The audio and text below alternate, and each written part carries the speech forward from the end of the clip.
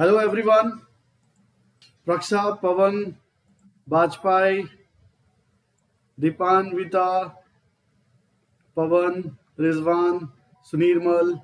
Sunirmal, I know you very well. I was about to told you every class in every class. So Aparajita, Vishal, Mamtaji, everyone here. Welcome to the show. This is the Mentor India. I'm your host. Guys, this he is Gajendra sir. मैं अभी आपको थोड़ी देर में Gajendra sir के पास वापस लेके आता हूँ. उसके पहले थोड़ा सा हम लोग स्लाइड के ऊपर चलते हैं. ठीक है, just allow me a second. Let me go to the slide and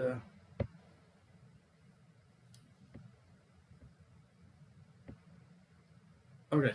So guys, this is the session for ABVP being Akhil Bharatiya Vidyarthi Parishad, Assam, Silchar University.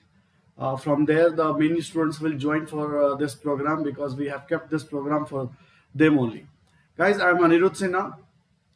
I run this program under the banner of Unacademy, and this is what my profile is, my introduction to everyone here. You can see I have been there in Kaun Banega Crorepati, studied at Super 30, graduated from top universities and awarded and recognized by IIT, UG, celebrities and many other colleges and universities. Right now I'm running an NGO, and that NGO is in education, and this education works for underprivileged students. We usually provide the stipend for the needy students, or those who are underprivileged, as well as free education.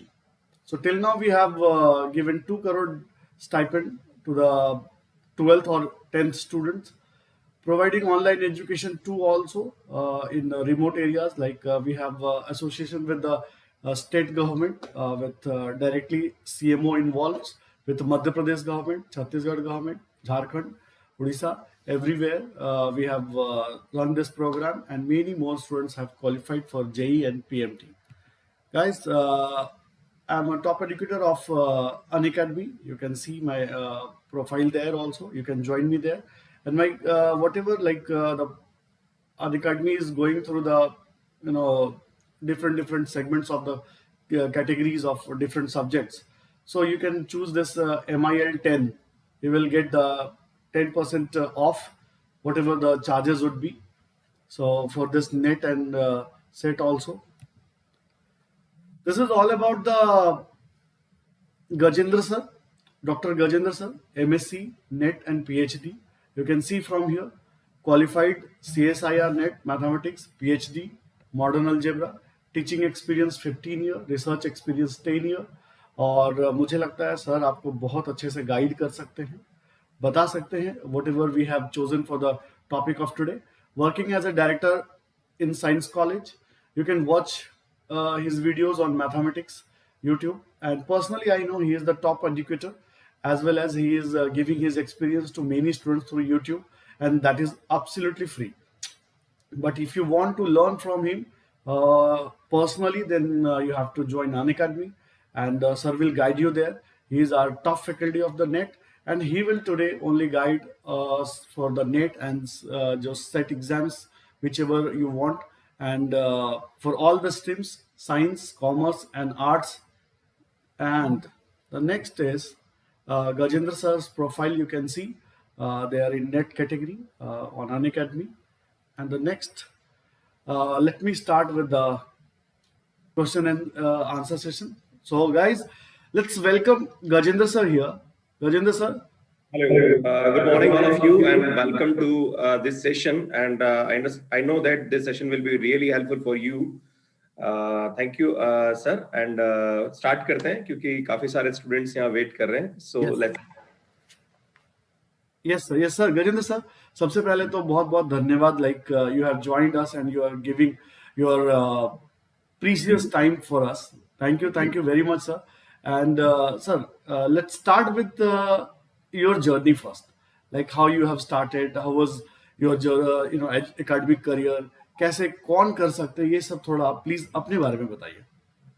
मैं अपने बारे में बता दूं कि मैं राजस्थान के एक प्रतापगढ़ डिस्ट्रिक्ट वहाँ के पास में गांव है, वहाँ का रहने वाला हूँ। और अपना एजुकेशन हमने स्टार्ट में सरकारी स्कूल से, गवर्नमेंट स्कूल से एंड देन गवर्नमेंट कॉलेज से अपना एजुकेशन कंप्लीट किया। देन उसके बाद शुरू से ही इच्छा थी कि मैं कॉलेज लेक्चर बनूं एंड यूनिवर्सिटी के अंदर काम करूं और साथ में रिसर्च पे कुछ काम करूं। स्टार्ट से ये पैशन था। और कहीं ना कहीं फैमिली का रहता है कि गवर्नमेंट जॉब कर लो, बीएड कर लो, ये सब था। तो मैंने कहीं ना कहीं कोशिश करी और वो भी मैंने करने की कोशिश करी, बट कहीं ना कहीं मन ये था कि नहीं, मुझे हायर एजुकेशन फील्ड में जाना है। और मैंने अपना एमएससी 2003 में कंप्लीट किया। उसके बाद फिर मैंने नेट के एग्जाम की प्रिपरेशन स्टार्ट करी। तब हमारे टाइम पे ना तो इतना कोई अच्छा कोचिंग इंस्टीट्यूट हुआ करता था, ना फैमिली की कंडीशन इतनी अच्छी थी कि हमें इतना पैसा, क्योंकि ऑफलाइन कोचिंग में बहुत ज्यादा पैसा आपको पे करना पड़ता है, राइट। तो हमने जैसे तैसे करके खुद से सेल्फ स्टडी करी, कुछ टीचर से गाइडेंस लिया और नेट क्लियर किया। पर अल्टीमेटली ये है कि अगर नेट क्लियर करना है तो आपके बेसिक कंसेप्ट्स बहुत अच्छे क्लियर होने चाहिए और एक रेगुलर कंसिस्टेंसी होना जरूरी है, क्योंकि प्रैक्टिस मैथ्स के अंदर बहुत इंपॉर्टेंट होता है। तो नॉट मैथ्स, इन सभी सब्जेक्ट के बारे में बात करें, क्योंकि मैंने अपना नेट मैथमेटिक्स में क्वालिफाई किया तो मैं उसके बारे में बताऊंगा। बट आप अगर किसी भी नेट एग्जाम की तैयारी कर रहे हैं तो आपका ये है कि बेसिक जो कंसेप्ट्स है, आपका 10th 11th 12th से लेके ग्रेजुएशन लेवल तक का जो कंसेप्ट्स है वो आपके बहुत अच्छे क्लियर होने चाहिए। और कहीं ना कहीं आपका रिविजन और रिकॉलिंग बहुत इंपॉर्टेंट होता है। फिर मैंने अपना नेट किया, उसके बाद फिर मेरी पीएचडी एलजेब्रा में की मैंने, और उसके बाद मैं अलग अलग कॉलेजेस में काम किया और अभी मैं एक साइंस कॉलेज में डायरेक्टर की पोस्ट पे काम कर रहा हूँ। साथ में मुझे लगा कि जो मैंने नॉलेज गेन किया वो कहीं ना कहीं मुझे अपने नॉलेज को इम्पार्ट करने की जरूरत है। तो मैंने अपना यूट्यूब चैनल स्टार्ट किया और जहाँ पर मैंने वीडियोस बनाना स्टार्ट किए और बहुत अच्छे रिस्पॉन्सेज है कि आज मैथमेटिक्स के अंदर कोई सा भी टॉपिक ले लीजिए जो कि प्योर मैथ्स का हो या अप्लाइड मैथ्स का, अगर आप यूट्यूब पे सर्च करेंगे तो टॉप में मेरे वीडियोस आते हैं। तो वो कहने के कि आप लोग उसको पसंद कर रहे हैं। और मैंने स्टूडेंट्स की जो रिक्वायरमेंट है उस पर फोकस करते हुए अपना काम किया। और मैं अनअकैडमी पे भी टॉप एजुकेटर हूँ फॉर CSI एंड मैथमेटिक्स। और अनअकैडमी एक बहुत ही बेस्ट प्लेटफॉर्म है, क्योंकि वहाँ पे बहुत नॉमिनल प्राइस में अनअकैडमी इतनी अच्छी सर्विसेज दे रहा है। क्योंकि जब हम दिल्ली में सोच रहे थे तब अराउंड 1 लाख का खर्चा आता था अगर दिल्ली में जाके अगर आपको ऑफलाइन कोचिंग करना है। पर वही आपका 10,000 में 1 ईयर कोचिंग अनअकैडमी देता है, जहाँ पर मल्टीपल फीचर्स हैं और मल्टीपल फैकल्टीज वहाँ पे पढ़ा रही है, जो कि बेस्ट स्टूडेंट्स के लिए है। So this is all from my side, sir. Very good, sir. Sir, this is quite honoring for us that you are doing so much brilliant job. Like आप अपना फ्री में सब कुछ अवेलेबल करा रहे हैं यूट्यूब पे। और गाइज मैं एक बार फिर से बोलता हूँ, अगर आपको सर से पर्सनली पढ़ना है तो आप अनअकैडमी पे आ सकते हैं। सर आपको पर्सनली वहाँ पे गाइड करेंगे। एज सर सेड कि this is quite nominal, like Delhi जाकर के 1 लाख और 2 लाख का बजट आता था। Right now like sir is available and sir is giving his experience with the students in very minimal cost. So that cost part is different. The thing is like how we can understand about the UGC net and CSIR through sir. Sir, first of all क्या ये जो lecturer और जो professor बनने का ये जो line है, क्या इसके लिए बहुत इंटेलिजेंट होना पड़ता है? Like you have to score 10th 90%, 12th 90%, graduation something like that, then only you can think of it? और ऐसा भी हो सकता है कि 10th बहुत अच्छा नहीं रहा, 12th में सपोज 60-70% रह गए, तो आफ्टर ग्रेजुएशन और post graduation we can go ahead with this? Is it something like that? No, मेरे हिसाब से इसका कोई फर्क पड़ता नहीं है, क्योंकि मुझे ऐसा लगता है कि कभी स्टूडेंट्स के परसेंटेज कम बन रहे हैं तो कम बनने के पीछे बहुत सारे रीजन होते हैं। सिर्फ यही नहीं होता कि वो पढ़ नहीं रहे, क्योंकि बहुत सारे ऐसे स्टूडेंट्स भी होते हैं जो बहुत अच्छा नॉलेज रखते हैं पर वो अपने नॉलेज को एक्सप्रेस नहीं कर पाते एग्जाम के अंदर, राइट। और वो ढंग से कर नहीं पाते, इसलिए उनके अच्छे स्कोर्स नहीं हो पाते हैं। तो मुझे लगता है कि परसेंटेज यहाँ पे ज्यादा मैटर नहीं करता है। हाँ, अगर आपके सब्जेक्ट पे कंसेप्ट क्लियर है और आप जो अप्रोच एनटीए मांगता है, CSIR नेट और यूजीसी नेट के लिए रिक्वायरमेंट होती है, अगर वो है आप में तो आप नेट क्लियर कर सकते हैं। परसेंटेज कहीं बैठ, ऐसे बहुत सारे स्टूडेंट्स देखे हैं जिन्होंने अपना 10 12 50% से किया है, 55% से किया है, और now they clear their NET jar and वो अभी बहुत अच्छा रिसर्च कर रहे हैं, they are doing great job. तो the percentage doesn't matter sir, कोई फर्क नहीं पड़ता है। ओके, मींस कोई भी प्लान कर सकता है कि वो एक असिस्टेंट। अच्छा सर, एक बात मुझे बताइए, it is all about the assistant research fellowship और junior professor, assistant professor, something like that. तो क्या मतलब जैसे इस अभी के सेशन में कुछ 11th-12th के भी स्टूडेंट्स हैं, those who are aspiring for the lecturer. तो हम्म। उसमें से कई स्टूडेंट्स हैं जिन्होंने मुझे कुछ क्वेश्चंस भेजे हैं। उनका पूछना था सर कि if suppose I am like average student, so can I think for this और like this is not for us? No no, average student can like आराम से कर सकता है, क्योंकि बहुत आप लाइफ में कुछ भी कर सकते हैं। लाइक परसेंटेज कोई मैटर नहीं करता है। अल्टीमेटली ये है कि अगर आपका पैशन है और आप किसी चीज को करना चाहते हैं तो आप जीवन में बहुत कुछ हासिल कर सकते हैं। मेरा फंडा तो यही रहा, और मैंने जितने भी लोग देखे हैं जो जीवन में कुछ करना चाहते थे और उनकी इच्छा शक्ति थी तो उन्होंने हासिल किया है। उसके लिए ये मैटर नहीं करता है कि कितने परसेंटेज और कितने क्या है। जैसे आप कपड़े क्या पहन रहे हो वो मैटर नहीं करता है, आपका बिहेवियर कैसा है, आपकी पर्सनालिटी कैसी है, आपका कम्युनिकेशन स्किल कैसा है, वो इंपॉर्टेंट होता है। तो ये परसेंटेज जो होता है ना, ये एक टैग है, राइट, जो आपको एक कॉन्फिडेंस देता है, आपको एक लेवल, आपको ये कॉन्फिडेंस देता है कि हाँ मैं ये एग्जाम क्लियर कर सकता हूँ। पर जिसके परसेंटेज कम नहीं, उसको भी ऐसा कोई प्रॉब्लम नहीं कि हाँ, बस उसको थोड़ा अपने आप को मोटिवेट करने की जरूरत है कि हाँ मैं कर सकता हूँ, राइट। पर परसेंटेज कहीं मैटर है, क्योंकि मुझे ऐसा लगता है कि जो टीचर होता है ना, लाइक जो किसी को समझा रहा है, वो एक एवरेज स्टूडेंट जितना अच्छा समझा सकता है उतना टॉपर्स नहीं समझा सकता। मैं भी अपने स्टूडेंट लाइफ में ज्यादा इतना इंटेलिजेंट नहीं रहा हूँ, मैं एक एवरेज स्टूडेंट रहा हूँ। पर आज यूट्यूब पे मुझे बच्चे बहुत पसंद करते हैं। आज एनपीटीएल पे बड़े बड़े प्रोफेसर की वीडियोस हैं, उनके उनके व्यूज देखिए और उनको लोग इतना पसंद, क्योंकि वो लेवल उनका हाई है, तो वो बच्चों की पहुंच तक नहीं पहुंच पाते, राइट।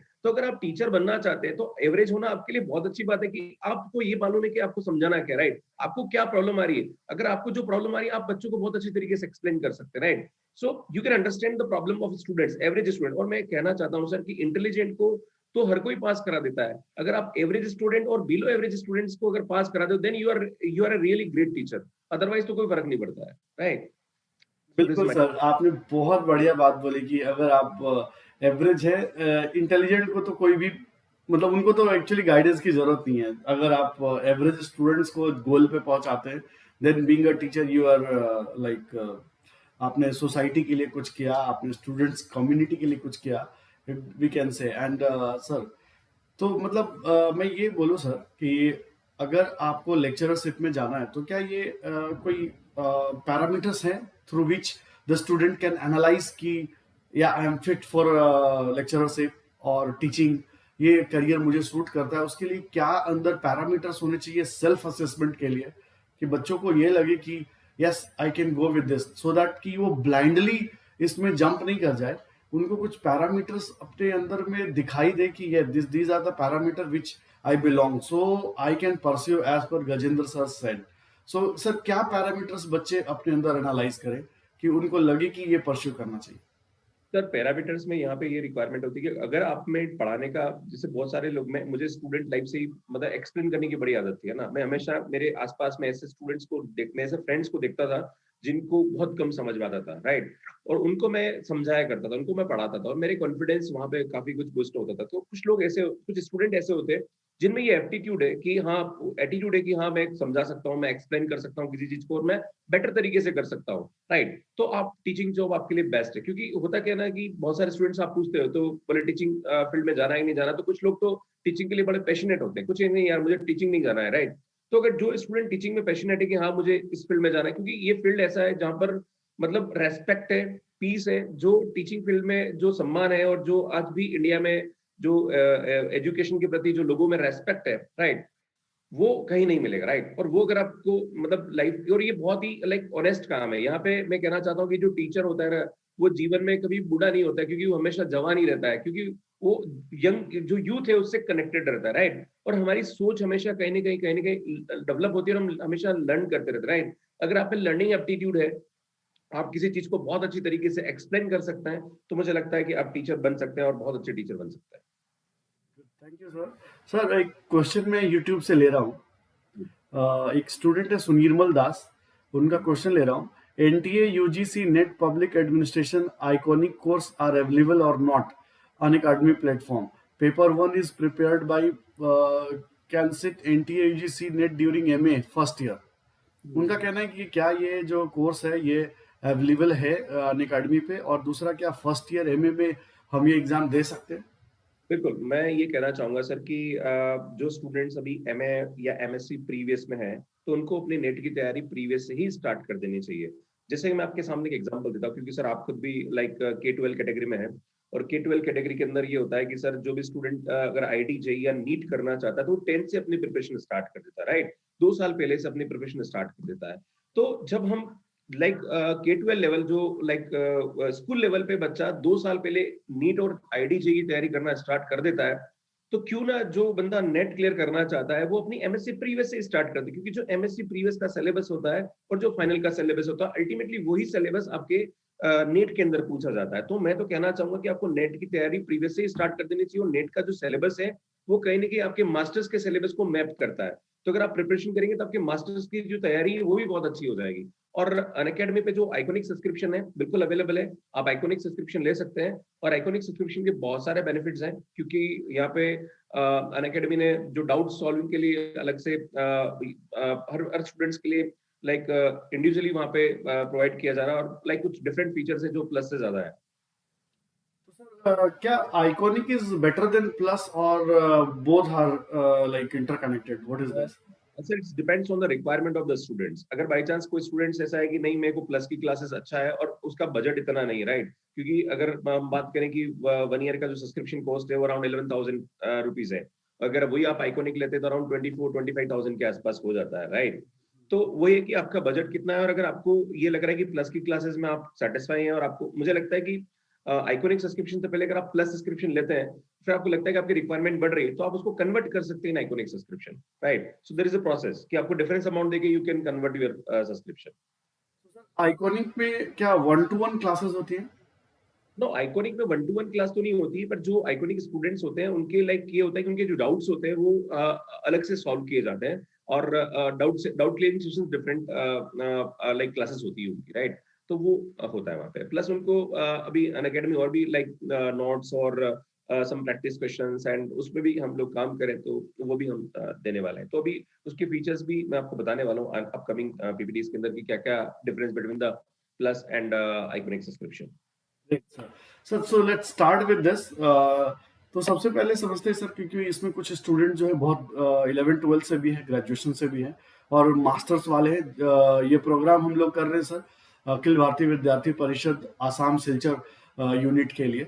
वहाँ पे लगभग अभी 200 स्टूडेंट्स ने इनरोल किया है ये आपको सुनने के लिए, and we are glad sir that you are here with us. Sir सबसे पहले एक CSIR और नेट में क्या डिफरेंस है, सेट में क्या डिफरेंस है, what is CSIR, what is NET, what is SET, what are the differences, इसमें कौन कौन से सब्जेक्ट के लोग आ सकते हैं, क्या उनके एग्जाम्स के नाम अलग है, या फिर एग्रीकल्चर डिपार्टमेंट वो क्या है, ये थोड़ा सा इलेबोरेट करेंगे सर? तो मैं आपको बताना चाहता हूँ कि जो भी स्टूडेंट्स अगर साइंस के साथ अपना PG करते हैं लाइक मैथमेटिक्स, फिजिक्स, केमिस्ट्री और लाइफ साइंस और अर्थ साइंस है और जियोलॉजी है, अगर ये सब्जेक्ट्स आपके हैं और आप नेट की तैयारी करना चाह रहे हैं तो उसके लिए CSIR नेट का एग्जाम आपको देना पड़ता है। उसको CSIR नेट एग्जाम से जाना जाता है, अल्टीमेटली होता है NTA इसको कंडक्ट करता है, पर CSIR नेट से इसको बोलते हैं।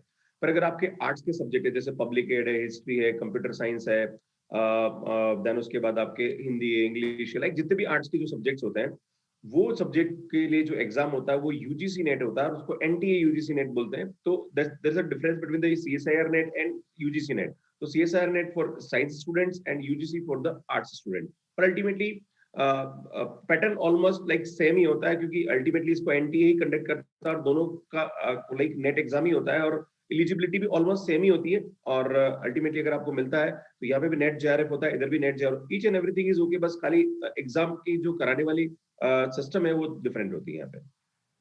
तो सर UGC नेट जो आप बोल रहे हैं वो आर्ट्स स्टूडेंट्स के लिए है, ह्यूमैनिटीज जो ले रखे हैं उनके लिए है, मैनेजमेंट पोस्ट के लिए भी है, आई थिंक, करेक्ट ना?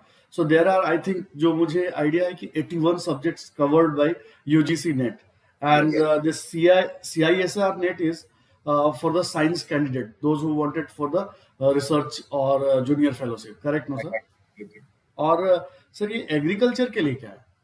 सर एग्रीकल्चर के लिए अलग से एग्जाम होता है जो कि CSIR कराता है, मतलब उनकी अलग से एक प्लेटफॉर्म होता है जो इसको एग्जाम को करता है। ये मतलब UGC और NT, CSIR और NT का नहीं है, उसके लिए एक थर्ड पार्टी होती है जो ICAR होता है, उस एग्जाम को कंडक्ट करता है। Okay, that ASRB, agriculture scientist research recruitment board जो है ये कंडक्ट करती है। for agriculture wala. So means those who are looking for agriculture, they can go ahead with this CISR, ASRB उस एग्जाम को कंडक्ट करती है, करेक्ट सर? ओके, एंड इसके लिए सर एलिजिबिलिटी क्या है? What is the eligibility for set and net?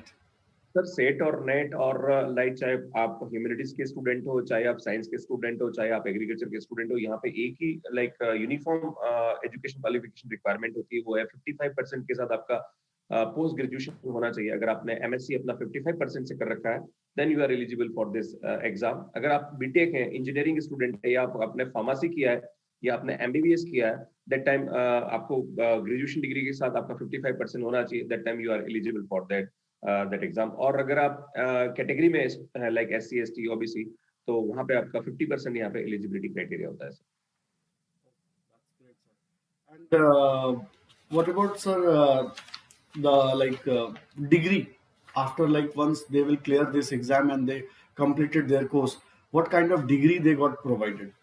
No sir, यहाँ पे डिग्री नहीं मिलता है, यहाँ पे एक सर्टिफिकेट मिलता है, राइट। दिस सर्टिफिकेट का मतलब ये होता है कि अगर आपने CSIR नेट एग्जाम क्वालिफाई किया तो you have a certificate, then you are eligible for assistant professor post in any like college. तो नॉर्मली क्या होता है सर, यहाँ पे दो अलग अलग प्लेटफॉर्म पे वैकेंसीज निकलती है।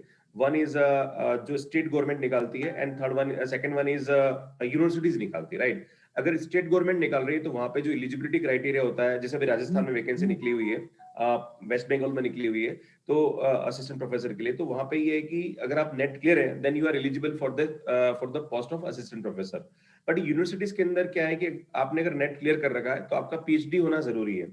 तो अभी यूजीसी ने इस पे काम करना स्टार्ट किया, हो सकता है कि कोई नया नोटिफिकेशन आए और नेट स्टूडेंट को ही एलिजिबल मान लिया जाए। After NET you can like you are eligible for the assistant professor post of the assistant professor. तो ये दूसरा एक और होता है कि अगर आप नेट JRF क्लियर करते हैं तो आपको किसी भी यूनिवर्सिटी से आप PhD करते हैं तो दैट टाइम आपको जो HRD है वो आपको स्कॉलरशिप देती है, और आपको नेट के साथ साथ आपको मतलब PhD के साथ साथ आप यहाँ पे मंथली स्टाइपेंड HRD की तरफ से मिलता है, और बहुत ही अच्छा अमाउंट होता है कि आप अपनी PhD के साथ साथ यहाँ पे अच्छा खासा लाइक पैसा अर्न कर मतलब पैसा सपोर्ट मतलब मनी सपोर्ट मिल जाता है आपको। सर जब सेट क्लियर करते हैं SET, तो वहां पे भी कुछ इस तरह का स्टाइपेंड मिलता है? नहीं सर, सेट पे नहीं होता है। देखो यहाँ पे एक तो नेट एग्जाम होता है और एक सेट एग्जाम होता है। जो नेट एग्जाम होता है ये सेंट्रल गवर्नमेंट लाइक करवाती है, और जो स्टेट एग्जाम होता है ये स्टेट गवर्नमेंट करवाती है। तो अगर आप सेट क्लियर है, जैसे मैंने राजस्थान से अगर सेट क्लियर किया है, then I am eligible in Rajasthan only. I can not apply like in Madhya Pradesh and Maharashtra, because अगर मैं सेट क्वालिफाई हूँ तो I am eligible only in Rajasthan state. पर if you are qualify CSIR NET और UGC NET, then you are eligible in all over India. Like किसी भी university के अंदर, इंडिया की किसी भी यूनिवर्सिटी के अंदर आप अप्लाई करने के लिए आप एलिजिबल है। So this is the difference between the set and net exam. Sir कैसे प्रिपरेशन करें? क्या सेट और नेट के एग्जाम में, सेट और नेट के एग्जाम में सिलेबस डिफरेंस है या दोनों के स्ट्रैटेजीज अलग है? वो उसकी प्रिपरेशन कैसे करेंगे सर? सर नेट इसमें के जो लिए पहले बताइए और फिर उसके बाद सेट के लिए।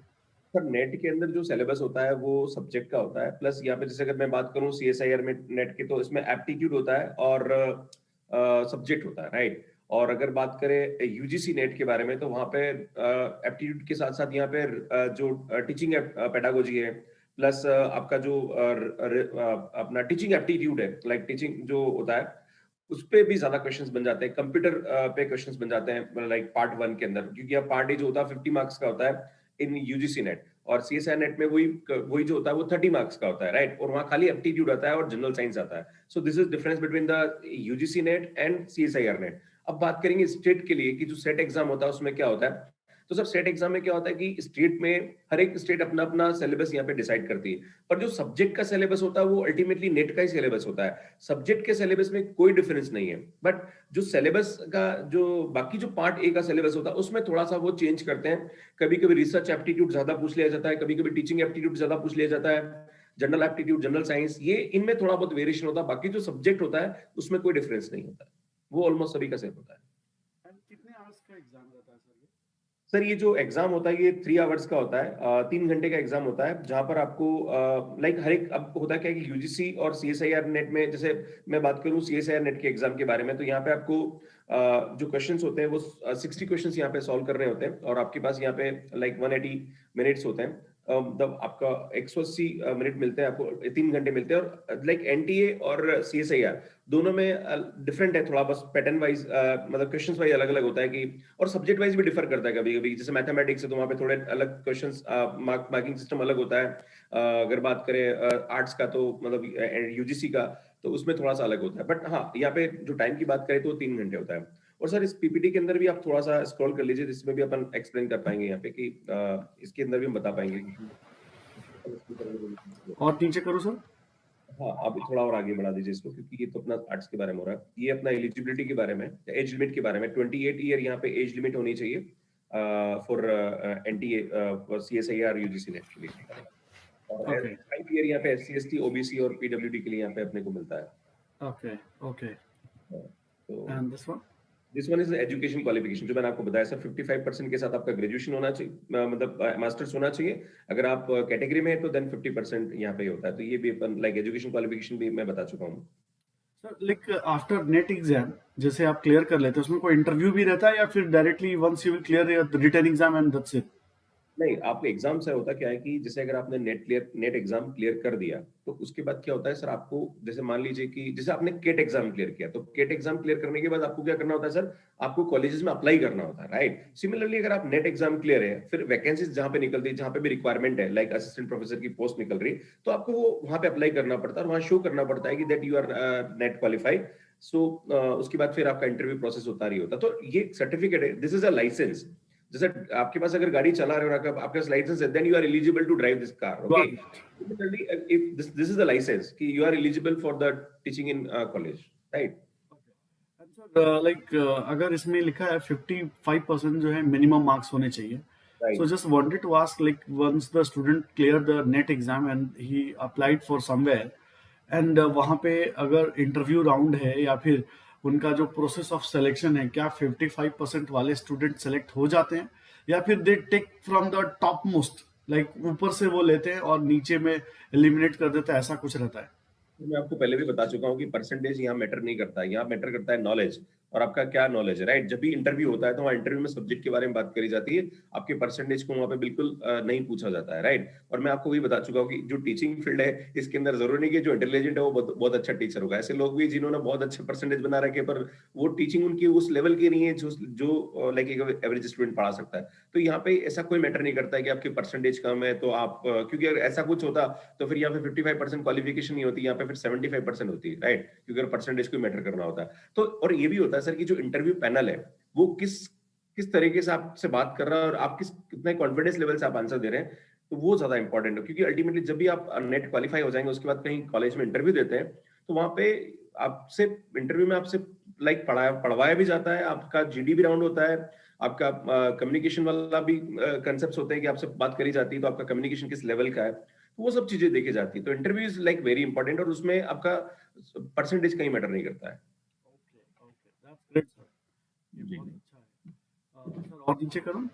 हाँ, ये जेआरएफ के लिए बात करी थी अपनों ने कि जेआरएफ के लिए जो जूनियर, जिससे नेट के अंदर एक तो नेट होता है और एक नेट जेआरएफ होता है, राइट। तो जेआरएफ के लिए यहाँ पे अगर आप जेआरएफ के लिए एलिजिबल होना चाहते हैं तो उसके लिए जो एनटीए यूजीसी नेट है और सीएसआईआर है, सब थोड़ा सा मैं बता देता हूँ। इनमें थोड़ा सा डिफरेंस है कि सीएसआईआर नेट अगर आप क्वालिफाई मतलब जेआरएफ करना चाहते हैं, बहुत सारे स्टूडेंट का होता है कि सर मुझे जेआरएफ चाहिए, राइट। तो जेआरएफ के अंदर क्या होता है कि आपका जो एज लिमिट है वो 28 या 28 से कम होना चाहिए। पर अगर आप ह्यूमैनिटीज के स्टूडेंट हैं और आप अगर यूजीसी नेट के लिए अप्लाई कर रहे हैं, क्योंकि आर्ट्स के स्टूडेंट के लिए यहाँ पे 30 ईयर एज कर रखा है फॉर द जेआरएफ, तो 2 साल यहाँ पे ज्यादा है एज कम्पेयर टू सीएसआईआर। बस ये एक डिफरेंस है यहाँ पे, बाकी almost all is same. So these are the subject for CSIR, like life science, chemistry and mathematics, physics and art science. So these are the subjects for NTA, right? Around 95 subjects are like in NTA, जो कि humanities के subjects हैं, जो कि conduct करवाए जाते हैं by the NTA for UGC net, right. So these are the subjects. Students आप लोग चाहे तो इसको आप डिस्क्रिप्शन से डाउनलोड कर सकते हैं, ये जितना भी पीडीएफ है आप through description you can download, वहाँ पे डाउनलोड ऑप्शन होगा। So I go ahead with this Virendra sir, यहाँ पे बताएंगे कुछ? ये एग्जाम पैटर्न की जो आपने मुझसे बात करी थी सर, तो वही मैं आपको बताना चाह रहा था कि यहाँ पे 200 मार्क्स का क्वेश्चन पूछा जाता है, क्वेश्चन आते हैं, और 3 आवर का एग्जाम होता है और यहाँ पे 3 पार्ट्स होते हैं. One is general aptitude and second one is part B and part C. तो जनरल एप्टीट्यूड जो होता है वो 30 मार्क्स का होता है और जो बी पार्ट होता है यहाँ पे वो अराउंड 70 मार्क्स का होता है. एंड मतलब हमारे पास जो टोटल मार्क्स होते हैं वो यहाँ पे 200 मार्क्स के होते हैं. और आपका जो कट ऑफ होता है ऑलमोस्ट, जैसे मैं साइंस की बात करूं तो कट ऑफ अराउंड 50% जाता है. अगर आपने 200 में से 100 नंबर भी आपके आ गए तो then you are NET qualify और आप आराम से एग्जाम यहाँ पे क्लियर कर सकते हैं. जनरल एप्टीट्यूड के लिए कैसा प्रिपरेशन करना होगा? सर जनरल एप्टीट्यूड के लिए आपका जो 10th 11th 12th का जो एनसीईआरटी है वो आपका अच्छा होना चाहिए 9 10th का. और मेरा खुद का यूट्यूब चैनल है सर, जहां पर मैंने एप्टीट्यूड के लिए एक डिफरेंट यूट्यूब चैनल बना रखा है. सीएसआईआर यूजीसी नेट के जितने भी क्वेश्चंस हैं, जो प्रीवियस ईयर 10 साल के क्वेश्चंस है, वो मैंने सब अपलोड कर रखे हैं.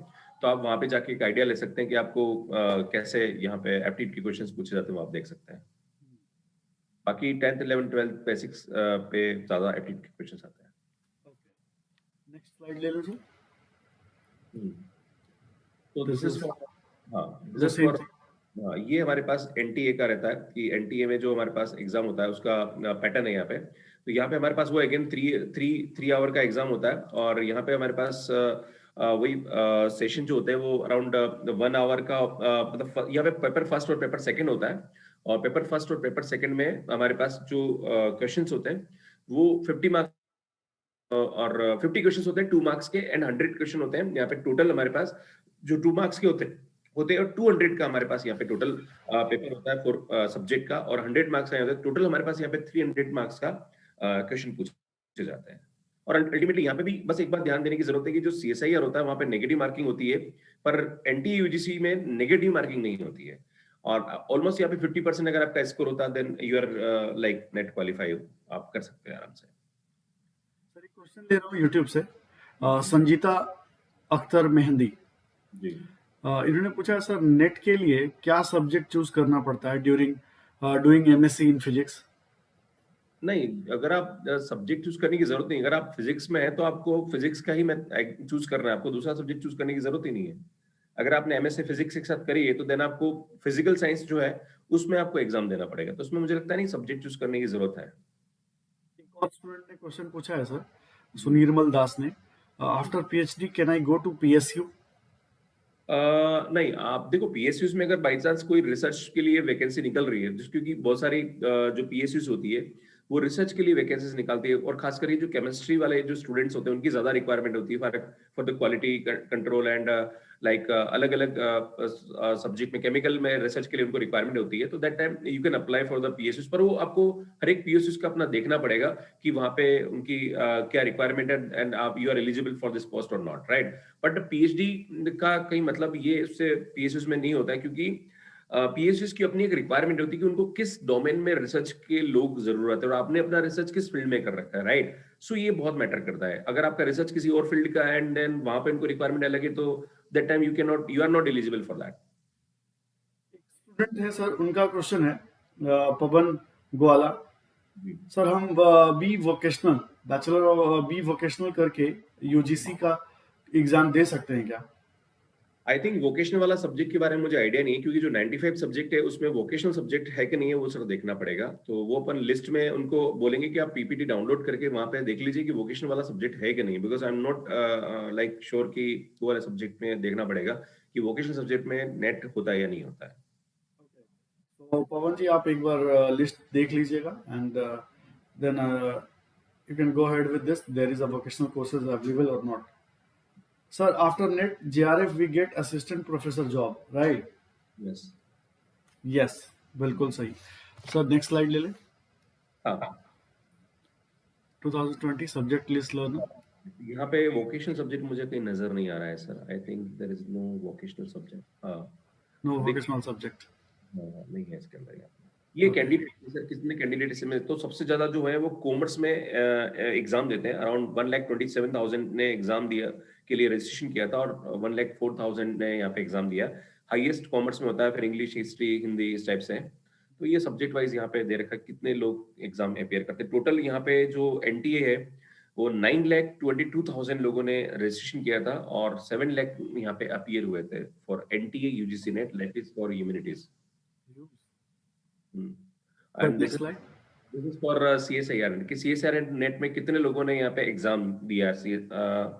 तो यहाँ पे जो सबसे ज्यादा केमिस्ट्री के स्टूडेंट्स होते हैं जिन्होंने 60,000 ने यहाँ पे रजिस्टर किया था, और 39,000 लोगों ने यहाँ पे एग्जाम दिया था। और इसी टाइप से अर्थ साइंस है, लाइफ साइंस है, मैथमेटिकल साइंस है। तो हाईएस्ट जो नंबर ऑफ स्टूडेंट्स होते हैं वो मैक्सिमम लाइफ साइंस से यहाँ पे एग्जाम देते हैं, और मैथमेटिकल साइंस की 48,000 लोगों ने यहाँ पे अपीयर किया था, और अराउंड ऑलमोस्ट बहुत कम बच्चे एग्जाम देते हैं, जितने लोग अपीयर करते हैं उतने एग्जाम देते नहीं है, राइट।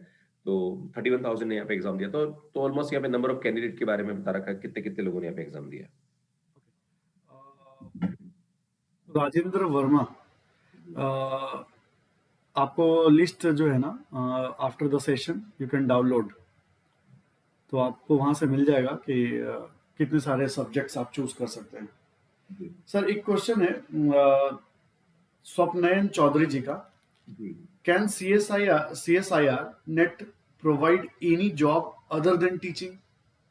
सर इसमें रिसर्च लैब के लिए अंदर आप काम कर सकते हैं, क्योंकि CSIR की खुद की लैब्स होती है, और आप अलग अलग लैब्स में भी अप्लाई कर सकते हैं जो लाइक गवर्नमेंट लैब्स होती है, राइट। और उसके लिए आपका सब्जेक्ट अप्लाइड होना चाहिए, उसमें उसका एप्लीकेशन होना चाहिए, लाइक जैसे फिजिक्स है, केमिस्ट्री है, या जो भी अगर आपके आर्ट्स के सब्जेक्ट है, अगर उसमें वहाँ कहीं यूज है तो आप उसके लिए अप्लाई कर सकते हैं। जैसे आज मैं बात करूँ मैथमेटिक्स है या फिर ऐसा कोई सब्जेक्ट जैसे हिस्ट्री है, तो वहाँ पे नहीं होता, राइट। तो इट्स डिपेंड्स कि अगर आपका वो सब्जेक्ट है जिसमें क्योंकि CSIR की खुद की अपनी लैब्स होती है जहां पर लोग रिसर्च करते हैं, तो आपको वहां पे वेबसाइट पे जा जाके आपको देखना पड़ेगा, उनकी अपडेट्स निकलती रहती है, और उस प्रोजेक्ट पे आप जो भी पर्टिकुलर प्रोजेक्ट है उस पर आप वहां पे अप्लाई करके उस लैब में काम कर सकते हैं। एक और स्टूडेंट है ईशान ज्योति, उनका क्वेश्चन है, sir tell us something about smart preparation strategies. Smart preparation strategy यही है कि जब भी आप नेट की तैयारी करें तो अल्टीमेटली होता क्या है कि स्टूडेंट्स के साथ सबसे बड़ी प्रॉब्लम होती है कि एक आप एग्जाम तैयारी करना चाह रहे हैं, पर आपके जो कंसेप्ट है वो बड़े इंपॉर्टेंट होते हैं, और रिवीजन और रिकॉलिंग वेरी इंपॉर्टेंट, क्योंकि सिलेबस बहुत बड़ा होता है। अगर मैं नेट की बात करूं तो मैथमेटिक्स की बात करूं तो अराउंड हमारे पास लगभग 10 से 15 सब्जेक्ट होते हैं, राइट। और 10 से 15 सब्जेक्ट के अंदर आपको सब्जेक्ट को लगातार याद रखना, फिर क्योंकि हर एक मैथमेटिक्स में फार्मूलेज बहुत ज्यादा होते हैं, अगर आप किसी और सब्जेक्ट के होते हो, कोई भी सब्जेक्ट अल्टीमेटली उसके अंदर आपके रिवीजन और रिकॉलिंग बहुत इंपॉर्टेंट है। तो मैं आपको स्टूडेंट्स को यहीं पे स्ट्रेटेजी बताना चाहूंगा कि आप शॉर्ट नोट्स बनाइए, और शॉर्ट नोट्स को टाइम टू टाइम रिवाइज करिए, जो इंपॉर्टेंट चीजें हैं उनको आप रिवाइज करिए और रिकॉलिंग करते रहिए, राइट। और हमेशा क्वेश्चंस को प्रैक्टिस करते रहिए, क्योंकि क्वेश्चन प्रैक्टिस करना बहुत जरूरी है, क्योंकि जब स्टूडेंट नेट की तैयारी करता है तो वो ये भूल जाता है कि उसको यहाँ पे नेट की तैयारी करनी है, उसको PhD नहीं करनी है, राइट। पर क्या है कि आपको सब्जेक्ट के इतना डीप में नहीं घुस जाना है कि आपको कंफ्यूजन हो जाए, क्योंकि होता क्या है सर कि बुक के अंदर बहुत सारी इंफॉर्मेशन होती है, आपको वही पढ़ना है जो आपके एग्जाम के लिए इंपॉर्टेंट है। तो यहाँ पे अगर आपको प्रिपरेशन स्ट्रेटेजी की बात करें तो प्रीवियस 10 ईयर क्वेश्चंस को आप खोल लीजिए, उसमें आप देख लीजिए कि कौन कौन से ऐसे टॉपिक है जिन पे ज्यादातर क्वेश्चंस पूछे गए, राइट। उस पे आप ज्यादा फोकस करिए, तो आप बहुत अच्छा यहाँ पे कर सकते हैं। सर एक क्वेश्चन ले रहा हूँ आसिफ मलिक साहब का, ठीक है, आई थिंक अच्छा है, आप ही बताएं सर, क्या हमें नेट क्वालिफाई करने के बाद बीएड भी करना होगा? तो मैं बताना चाहता हूँ कि देखो बीएड करना की जरूरत नहीं है, राइट। बीएड नहीं करना है, अगर आप नेट क्वालिफाई है तो आपको बीएड करने की जरूरत नहीं है। पर सर मैं बताना चाहूंगा कि मैंने बीएड करी है, मैं नेट क्लियर करने के बाद PhD करने के बाद मैंने बीएड करी है। मैंने इसलिए बीएड करी बिकॉज क्या होता है कि अगर आपको टीचर बनना है तो आपको टीचिंग पेडागोजी आना बहुत जरूरी है। क्योंकि एक मैं चाहता भी हूँ, मैंने एक दो बार लाइक ईमेल भी किया था CSIR को कि अगर आप कॉलेज के अंदर लेक्चर की वैकेंसी निकालते हैं तो वहां पे कहीं ना कहीं टीचिंग पेडागोजी होना, क्योंकि बहुत सारे ऐसे भी अगर आप नेट क्लियर करने के बाद आप टीचर बन गए पर आपको पढ़ाने का स्टाइल आपको ये पता, अगर आपको ये मालूम नहीं कि स्टूडेंट्स की क्या रिक्वायरमेंट है और आपको पेडागोजी के बारे में नहीं आइडिया है, टीचिंग पेडागोजी के बारे में नहीं आइडिया है, तो देन आप कभी अच्छे टीचर नहीं बन सकते। नॉलेज होना अलग बात है, पर नॉलेज को इम्पार्ट करना इज डिफरेंट थिंग, राइट। तो अगर आपके पास समय है और आप टाइम निकाल के बीएड कर सकते हैं तो करना चाहिए, क्योंकि जैसे मैं आपको बताना चाहता हूँ कि मैंने MBA भी कर रखा है, राइट। तो MBA इसलिए करा कि ताकि वो पर्सनालिटी डेवलपमेंट कोर्स है, वो कोर्स नहीं कि भाई उससे आपको जॉब मिल जाएगा। तो अगर आप अपनी नॉलेज को बढ़ाना चाहते हैं और आप अपने आप में कुछ इंप्रूवमेंट करना चाहते हैं, अपनी टीचिंग को अच्छा करना चाहते हैं, तो देन बीएड मैं कहना चाहूंगा कि पर्सनली कि आपको करना चाहिए, राइट। अगर आप टाइम निकाल सकते हैं तो, राइट, क्योंकि उससे आप बहुत सीखेंगे कि आपको कैसे पढ़ाना चाहिए। पर हाँ, ये क्वेश्चन ये है कि अगर आप नेट क्लियर करने के बाद बीएड की जरूरत है तो बिल्कुल जरूरत नहीं है, आपको कोई जरूरत नहीं है, ये आप पे डिपेंड करता है कि अगर चाहे तो कर सकते हैं। जी आसिफ साहब, आपने सुन लिया होगा। और बीएड अगर आप करते हैं तो आपके टीचिंग में एक पॉलिशिंग आएगा। So for your like to understand how to impart the knowledge, BEd आप करते हैं। हालांकि उसकी जरूरत नहीं है, सर ने बोला है। एक स्टूडेंट से प्रीति यादव, उन्होंने पूछा है, सर जेआरएफ के बाद रिसर्च का बताएं, कुछ कैसे क्या करनी होती है मैथ्स में। मैथ्स के अंदर अगर आप जेआरएफ के बाद रिसर्च करना चाहते हैं तो मैं यहाँ पे इंडिया में थोड़ा सा मतलब मुझे भी जब पीएचडी करी तो मुझे बहुत दिक्कत आती थी, क्योंकि अल्टीमेटली क्या होता है कि आपका इंटरेस्ट अलग होता है और जो यूनिवर्सिटी के अंदर जो प्रोफेसर है उनका डोमेन अलग होता है, राइट। अगर मैं आज उदयपुर की बात करूं, मैं उदयपुर का रहने वाला हूं, तो यहाँ पे मैं अगर यहाँ के प्रोफेसर की बात करूं तो यहाँ पे जो प्रोफेसर पीएचडी कराते हैं वो 2 से 3 फील्ड है। एक तो रिलेटिविटी है, दूसरा लाइक स्पेशल फंक्शन है, और तीसरा लाइक एक और सब्जेक्ट मिल जाएगा, राइट। पर मेरे को पीएचडी करने की इच्छा है कि मेरे एनालिसिस के अंदर पीएचडी करना चाहता हूँ, राइट, तो वो यहाँ प्रोफेसर अवेलेबल नहीं है। पर अगर अब मैं मेरी मजबूरी की मुझे यहीं से करना है तो मुझे कहने की मेरा वो सब्जेक्ट डेवलप करना पड़ेगा, राइट, क्योंकि प्रोफेसर आपको तभी गाइड कर पाएगा जब उसके डोमेन का सब्जेक्ट होगा। अगर उसके डोमेन का सब्जेक्ट नहीं और आप अपने डोमेन का ले रहे हो तो फिर आपको डबल मेहनत करने की जरूरत है। Getting my point? तो ये ध्यान देने की जरूरत है कि अगर आप अपने फील्ड में अपने सब्जेक्ट पे रिसर्च करना चाहते हैं जो आपने सोचा है, तो फिर आपको देखना पड़ेगा कि ऐसी कौन सी यूनिवर्सिटीज है जो इस फील्ड में रिसर्च करवाती है, और आपको उन पर्टिकुलर यूनिवर्सिटीज के जो एंट्रेंस एग्जाम है वो देना है। देन वहां पे फिर इंटरव्यू क्वालिफाई करके आप उस फील्ड में रिसर्च कर सकते हैं। हाँ, अगर आप जेआरएफ है तो फिर आपको अलग अलग यूनिवर्सिटीज पे आप अप्लाई करके अपना लाइक देख सकते हैं। पर आपको ये ध्यान देने की जरूरत है कि जिस भी यूनिवर्सिटी के अंदर आप अप्लाई कर रहे हैं वहां पे एक बार जो डिपार्टमेंट है, उन डिपार्टमेंट में जो प्रोफेसर काम कर रहे हैं उनका फील्ड जरूर देख लीजिए कि किस फील्ड में वो पीएचडी करा रहे हैं, राइट। आपका कुछ और है और आपका वहां पे जो कराने वाले कुछ लो डिफरेंट सब्जेक्ट के हैं, तो बहुत दिक्कत आती है, क्योंकि फिर स्टूडेंट को मजबूरी में वही करना होता है जो प्रोफेसर कराता है, वो जो नहीं कर सक जो खुद करना चाहता है वो नहीं कर पाता है। ओके सर, एक और क्वेश्चन है, एक और स्टूडेंट का ले रहा हूँ, राहुल आलम। Ruhul Alam. Sir, I am in MSc third semester. Still, I don't give any exam in CSIR net. So, how can I start preparation from initial? तो बेस यहाँ पे सबसे पहले आपको फाउंडेशन से स्टार्ट करना चाहिए। जब भी आप नेट की तैयारी करें तो आप बेसिक से स्टार्ट करें, क्योंकि होता क्या है ना कि जो स्टूडेंट मास्टर्स में, मैं खुद भी बताना चाहता हूँ कि सर मेरे एमएससी में बहुत अच्छे परसेंटेज थे, और जब मैंने एमएससी मैथमेटिक्स क्लियर किया तो मैं समझता था कि दुनिया का सबसे बड़ा मैथमेटिशियन मैं ही हूँ सर, बाकी दुनिया में कोई है ही नहीं, क्योंकि एक गलत फहमी होती है। परसेंटेज कहने की आपने गलत फहमी क्रिएट कर देता है। पर जब मैंने नेट का एग्जाम दिया तो मुझसे एक भी क्वेश्चन नहीं हुआ था सर। तो होता क्या है कि ग्रेजुएशन के अंदर और पोस्ट ग्रेजुएशन के अंदर परसेंटेज लाना और नेट क्लियर करना बहुत ही डिफरेंट थिंग, क्योंकि वहां पे कंसेप्ट पूछे जाते हैं, यहाँ पे डिस्क्रिप्टिव पूछे जाते हैं, राइट।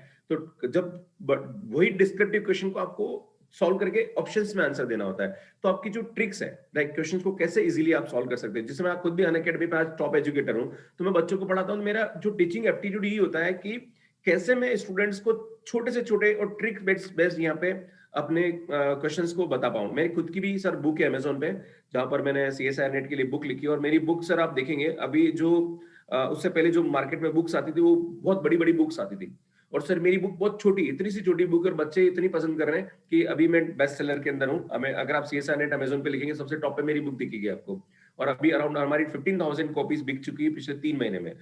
तो होता ये है कि आपको बच्चों को सिर्फ वो देना है जो उनको जरूरत है। आप देखो अल्टीमेटली सर होता क्या है कि मैं खुद भी, आप पढ़े, आप ने भी दिया एग्जाम, तो जब हम एग्जाम में पूरा पढ़ते हैं, राइट, और याद हमें रहता है सिर्फ उसका 15 से 20%, और हम कितना उसको लिखते हैं 5% से 10%। तो जितना हम 10-15% आप लिख रहे हैं तो उतना ही आप उसमें से निकालो ना कि भाई हाँ वो उसको आप बेस्ट कर लो। अगर उसको आप बेस्ट कर लोगे तो आप आराम से यहाँ पे करेक्ट कर सकते हो। अब आप क्या पूरी पोथी पढ़ रहे हो, पूरी किताब पढ़ रहे हो, और आपको याद कुछ नहीं रह रहा है, तो कोई मतलब नहीं बनता है, राइट। तो आपको ये देखने की जरूरत है कि आपको उतना ही पढ़ना है जितनी नेट की रिक्वायरमेंट है, उससे ज्यादा आपको करने की जरूरत नहीं है। सर, अगला एक क्वेश्चन ले रहा हूँ, Rashid Ahmed. After clearing NET, can I apply to teaching for colleges? Yes, obviously उसके लिए तो होता है एग्जाम। ओके, नेक्स्ट क्वेश्चन ले रहा हूँ sir, Sudeep Nag. Why ecology and environmental science, being a science subject, is included in NTA net and not in CSIR net? देखो ये क्या है कि इस मामले में अपन कुछ नहीं कर पाएंगे ना, मैं कुछ कर पाऊंगा या आप कर पाएंगे, क्योंकि जैसे कंप्यूटर साइंस भी है, तो कंप्यूटर साइंस भी एक साइंस का सब्जेक्ट, पीछे साइंस लगा हुआ है, पर वो भी एनटीए करवाता है, सीएसआईआर नहीं कराता है। तो सीएसआईआर वही डोमेन के सब्जेक्ट कराता है जिन पे वो रिसर्च प्रोवाइड करता है, जिन पे वो उनका डोमेन है, राइट। बाकी पे वो नहीं करता। तो sir this is not our matter, क्योंकि वो तो उनकी उनकी है, पर लाइक उन्हें कुछ सोच के उस कैटेगरी में इसको रखा हुआ है। सर एक और क्वेश्चन ले रहा हूँ, नूतन, बीएससी में की गई आईआईटी जैम की प्रिपरेशन सीएसआईआर नेट में यूज होता है क्या? होता है, बिल्कुल होता है। अगर आपने बीएससी लेवल पे अच्छी तैयारी कर रखी है, अगर आपने आईआईटी जेईई की तैयारी कर रखी है, तो इट मींस ये कि आपके बीएससी के कांसेप्ट्स बहुत अच्छे हैं। और जो स्टूडेंट अगर आईआईटी जेईई की तैयारी करके नेट दे रहा है, मैं 100% देता हूँ कि उसको खाली 50% मेहनत करने की जरूरत है, 50% तो उसको आता है, राइट। तो लाइक इट्स गुड कि अच्छा, जैसे जिस बच्चे ने अगर आईआईटी की तैयारी भी कर रखी है ना, तो उसके लिए भी नेट बहुत इजी एग्जाम हो जाता है, क्योंकि उसके बेसिक्स बहुत अच्छे हैं। क्योंकि 10th 11th 12th की अगर आपके बेसिक्स क्लियर है, तो आप कहीं ना कहीं हेल्प, तो नॉलेज हमेशा मदद करता है। तो अगर जो स्टूडेंट बीएससी है, तो मैं उनको कहना चाहूंगा कि आप आईआईटी जेईई की तैयारी करिए, है ना, ताकि आप जब नेट की तैयारी करें तो आपके लिए बहुत ही लाइक हेल्पफुल हो। एक और क्वेश्चन ले रहा हूँ sir, best books name of question bank for CSIR net mathematics and science, बताइए सर। सर इसके अंदर ये है कि बेस्ट बुक के तो कोई परिभाषा नहीं होती है। और मैं सर एक बार थोड़ा सा आपको इस बारे में बताना चाहूंगा कि सर ये जो बुक का प्रॉब्लम है ना, ये सर बहुत है। क्योंकि होता क्या है कि मैंने अपने सोशल मीडिया पे बहुत सारे व्हाट्सएप ग्रुप बना रखे हैं, बहुत सारे टेलीग्राम ग्रुप मेरे चल रहे हैं। तो बच्चे मुझे क्या करते हैं, और वो बच्चों की एक आदत होती है कि सर इस बुक का पीडीएफ दे दो, सर उस बुक का पीडीएफ दे दो, सर ये बुक बता दो, सर वो बुक बता दो। और मैं आपको बताना चाहता हूँ कि हम इतने टॉप एजुकेटर हैं अकेडमी पे, पर हमें भी किताब पढ़ने का इतना समय नहीं मिलता है। और किताब पढ़ते भी तो हमारे पास एक हार्ड कॉपी में रखते हैं। लाइक ऐसा नहीं कि पीडीएफ वाली बुक पढ़ रहे, पीडीएफ में अगर आंखें खराब हो जाती है पढ़ने का, 2 पेज 3 पेज के बाद आप फोकस ही नहीं कर पाते, राइट। तो एक तो ये बताना चाहता हूँ कि ज्यादा कचरा इकट्ठा करने की जरूरत नहीं, क्योंकि कुछ बुक्स जो है, पर्टिकुलर बुक्स हैं, वो जरूरत है। तो वो आप क्या करिए, जो आपने बीएससी लेवल और एमएससी लेवल पे आपने पढ़ रखी वो इनफ है। क्योंकि अगर किसी भी चीज की डेफिनेशन देखेंगे तो हर बुक में एक ही दे रखी, बस हाँ थोड़ा बहुत उसको एक्सप्लेनेशन का तरीका थोड़ा डिफरेंट हो सकता है। पर अगर आप अनअकैडमी पे आते हैं, अनअकैडमी प्लेटफॉर्म पे अगर आप ज्वाइन करते हैं, तो मुझे लगता नहीं कि किसी बुक की जरूरत है। क्योंकि जैसे मैं खुद भी अगर अपनी पीपीटीज बना रहा हूँ, अनअकैडमी पे कंटेंट बना रहा हूँ, तो मेरी 8 से 10 बुक को रेफरेंस लेके मैं पढ़ाता हूँ। तो यहाँ पे आपको बेस्ट कंटेंट मिलता है। तो मुझे लगता नहीं कि यहाँ पे ज्यादा किताबों में जाने की जरूरत है। फिर भी जो स्टूडेंट मैथमेटिक्स के और उनको लगता है कि बुक कौन सी पढ़नी चाहिए, तो मैंने अपने यूट्यूब पे एक बहुत अच्छा वीडियो बना रखा है कि best book for CSR net mathematics. तो आप मेरे चैनल पर जाकर देख लीजिए, वो आपको मिल जाएगा, राइट। और बाकी सब्जेक्ट्स में आप जो सब्जेक्ट एक्सपर्ट्स हैं उनके आप देख लीजिए, क्योंकि मैं उन सब्जेक्ट के बारे में आपको बुक के बारे में आइडिया नहीं दे पाऊंगा।